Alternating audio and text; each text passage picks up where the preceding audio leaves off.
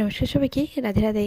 তো আজ তোমাদের সাথে শেয়ার করছি ভাপা গোল্লা পিঠার রেসিপি। তো তার জন্য সর্বপ্রথমে হামুদের সাথে চালগুলো আগে ভালো মতন ওটা টাকিয়ে গুঁড়ো করা হচ্ছে। তো এদিকটা একটা চালনি দিয়ে ভালো মতন ছেড়ে নিতে হবে। এদিকটায় আমি নারকেলগুলো সব কুড়ে নিচ্ছি।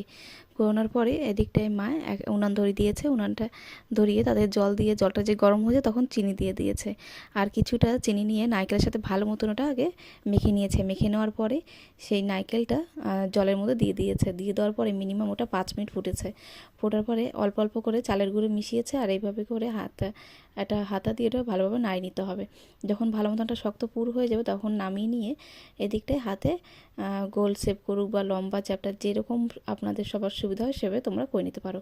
যখন হয়ে গেছে মায়ের দিকে হাঁড়িতে জল দিয়ে একটা গামছার মুখ বেঁধে তার উপরে এবার একে একে করে পিঠাগুলো সব দিয়ে দিয়েছে। দেওয়ার পরে মিনিমাম 8 থেকে 10 মিনিট ওটা যখন সেদ্ধ হয়ে গেছে তখন একে একে করে নামিয়ে নিলেই ব্যাস রেডি হয়ে যাবে ভাপা সেদ্ধ ওটা।